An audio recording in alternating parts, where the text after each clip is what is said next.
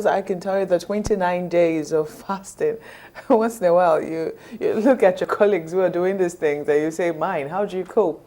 You know, it's hard work. You do it for 29 days consecutively, plenty of lessons. It's not easy, I can tell you. Chamberlain or so. Yeah, he lost. It's not easy, man. How many kilograms did you lose? Oh, you don't want to know. Oh dear. But anyway, for good friends like Chamberlain and even the president who joins Muslims in the fast. Yeah. Well, Chamberlain lost some couple of pounds. Yes. I have to ask what reasons he was doing his own for. Was it really because of the blessings of Ramadan, or He was doing it or trying because to lose weight? Which one of them? the blessing and because of me.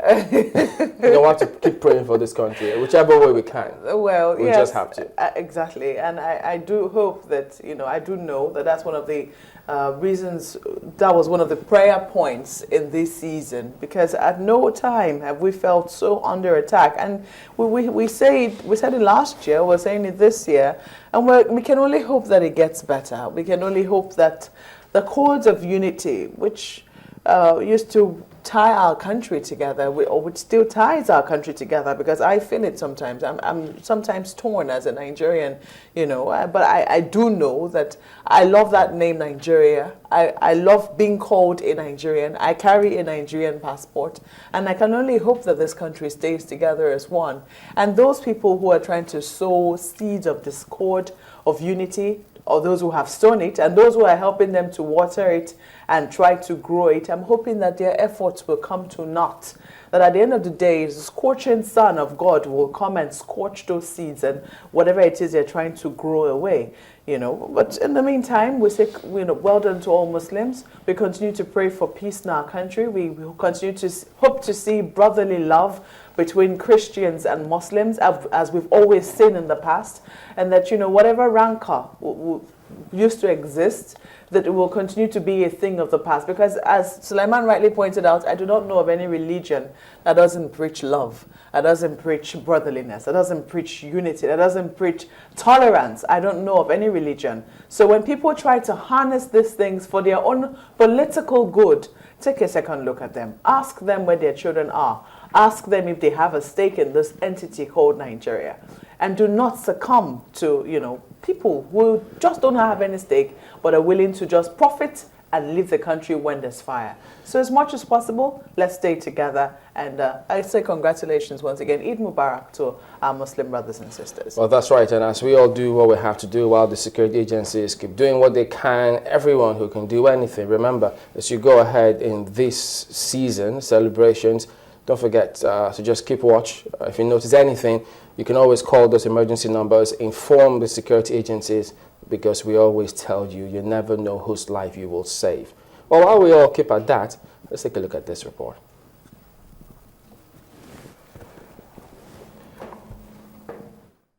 Muslim faithful started arriving the residence immediately after the Eid prayers. Those living in the Federal Capital Territory were led by the Vice President Namadi Sambo and the Minister of the Federal Capital Territory. The President, clad in white agbada, joined the visitors in the living room, welcoming everyone with warm handshakes.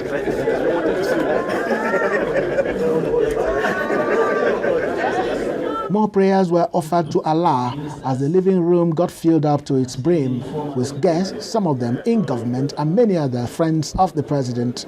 The FCT minister described the courtesy call as a tradition, especially following the President's humane disposition, a character that has endeared him to many. Vice President Namadi Sambo expressed appreciation to the President for participating in the one-month fast. He prayed that Allah will grant the President wisdom to lead and that Nigeria will overcome all the crises in the land. We also pray for peace and pray that all the evils, including the Boko Haram, security challenges and other vices, that Allah will grant us this fortitude to remove these evils in this country. Jointly, they presented a Salah greetings card and other gift items to the President. President Jonathan wondered what could have become of this country if the terrorists succeeded in killing 2 prominent Nigerians following the Kano bombings. He called on Muslim clerics to preach peace and unity in the country, 2 factors he said are required for development to thrive. Let me also use this unique opportunity to plead with my brothers and sisters, especially the clerics, and when they are sending their messages out to their followers, to preach peace and unity, not the gospels of hate. Because without peace and unity, you cannot develop the country. In a conflict situation, people move away from such zones, and you cannot develop our communities, we cannot develop our local governments, we cannot develop our states, and indeed we cannot develop our country in conflict situation. Sheikh Dahiru Bauchi is one of our top Islamic preachers. He has millions as followers. Muhammad Buhari, former head of state, a leading political figure, has massive supporters. And the same day, people wanted to kill them. These are clearly, those who planned this attack and executed it are clearly the sons of the devil. Because if they have killed these 2 people, we couldn't have been here today. This country would have been in turmoil. We couldn't have gathered here to celebrate. Thank Allah for saving their life. The president looks forward to getting huge support and contributions from Nigerians at the launch of the Victim Support Fund scheduled for Thursday. He hopes that money from the fund will be used to cushion the effect of terror, while security personnel make extra effort to bring it to an end. Chukwuma Onwekusi, Channels Television News. Well, yes, indeed, we all have got to pull together as a nation and ensure that things just go on rightly. And that's why it's really sad when you see some kind of things going on in some sectors of the country or the economy or institutions, and you just feel, look, these things have got to be corrected. And that's why we stand here today to point out some of the ills of Arik Air's abuse of passengers' rights. And it seemingly has gone unchecked, because everywhere you turn, whoever you ask in that airport at the time, if you happen to be there, even afterwards, they've got one sort of complaint or the other about Arik. And so when all these emails keep coming through to us here, where we look at them, we, as much as we can, we try sometimes to notify the relevant authorities. Well, a good thing, there's a new aviation minister, so if he's got to hit the ground running, if he's got that track record, which they talk about from where he's coming from, the FRSC, he has got to ensure, because the impression out there is that is Arik Air untouchable? Because you've got a series of violations of passengers' rights, and all of this at the moment, I mean, even as we speak now, you will get to see some of those emails, which we will also forward to the NCA, FAN, Consumer Protection Council, and the Aviation Ministry. They all have got to do something about this one. Now, yeah, we happen to also have witnessed some of these things, and very unpleasant one at that, where this certain Captain Asgay, who, by the way, we understand it's not Nigerian, but because some of the actions he took on that day were very questionable. Well, we do understand that, yes, there's the ICAO Act, which talks about giving the pilot the responsibility of being in charge of the aircraft when you set your foot upon it.